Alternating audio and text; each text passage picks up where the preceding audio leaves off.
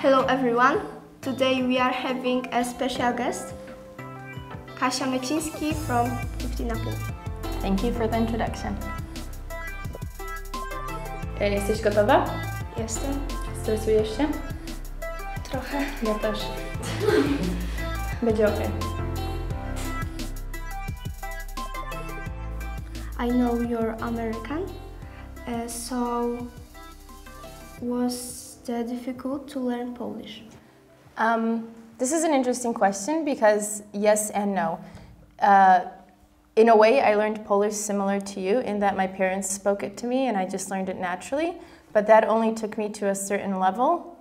And I would say that's about like early high school, late, like 12-year-old level maybe, let's say.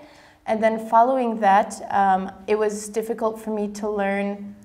Following that, it was difficult for me to be comfortable speaking Polish with people my own age because in teenage years, people develop a lot of slang and kind of vocabulary that you don't use with adults, and that's what was missing for me.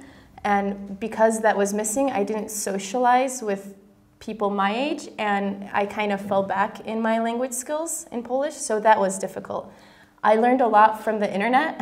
Thankfully, the internet is a hot pot for all of the newest and coolest slang. So when I started appearing on videos and people started commenting about me, it was very interesting for me to read those comments and learn words. And a lot of the time I spent like asking Krzysztof, who I make videos with, like what does, I'm thinking of a word.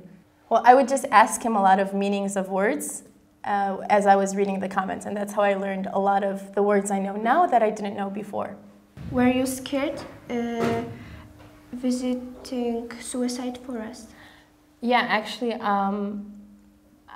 scared might not be the best word, but I wasn't completely comfortable there. I felt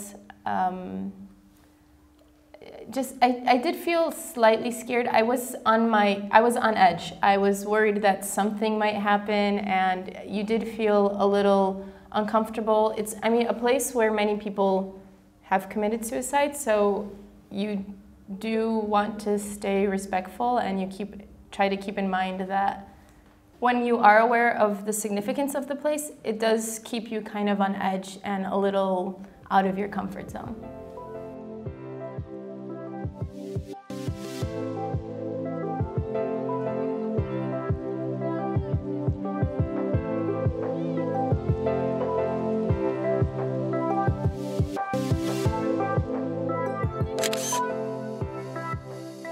Is blowing your nose in Japan considered impolite?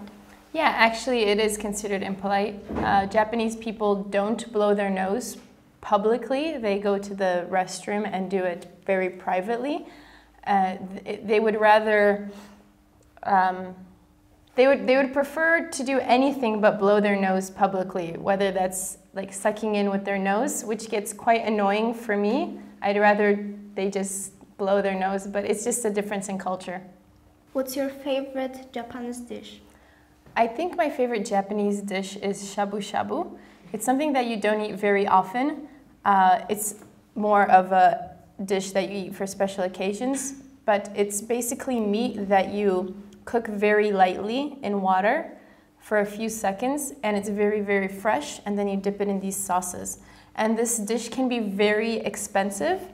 It can be upwards of $100 to $200 depending on the quality of the meat. Do you take your shoes off when you're visiting someone's home in Japan? Because I know in America you don't have to. Yeah, actually in Japanese houses you always take your shoes off. There's an area at the entrance of the home that's called a genkan.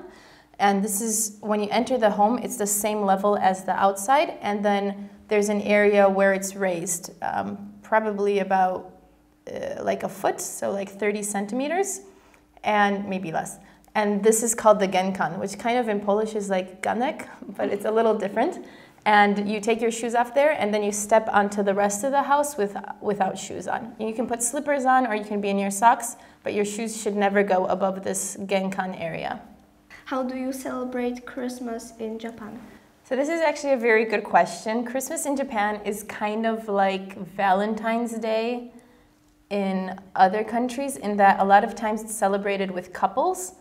If you're young and you don't have a boyfriend, girlfriend, husband, wife, then it's a family holiday.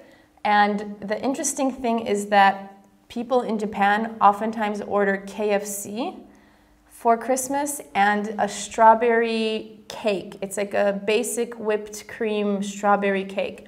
And the reason for this is because a long time ago, I think in the 80s, KFC made a really good advertising campaign for Christmas time. And in the movies, people see that Americans eat turkey for Christmas. So KFC made this jump to chicken for Christmas in Japan, and that's what people do. They order chicken from KFC and eat strawberry cake. Do Japan's people celebrate name day? Because Americans don't celebrate name day. Japanese people do not celebrate name day, and like you said, Americans don't either. So I spent most of my life in countries where you don't celebrate name day, and for me, it's a very strange thing to celebrate, actually. My parents do it sometimes, but I think from living in the States, they also sometimes forget that it's a holiday or it's a thing to celebrate. And whenever I'm in Poland and sometimes I catch a friend who has a name day, or I've been in Poland during my own name day, I'm also always very surprised. It's something that I always forget is celebrated. Okay, this was my last question of the episode. See you again next Thursday.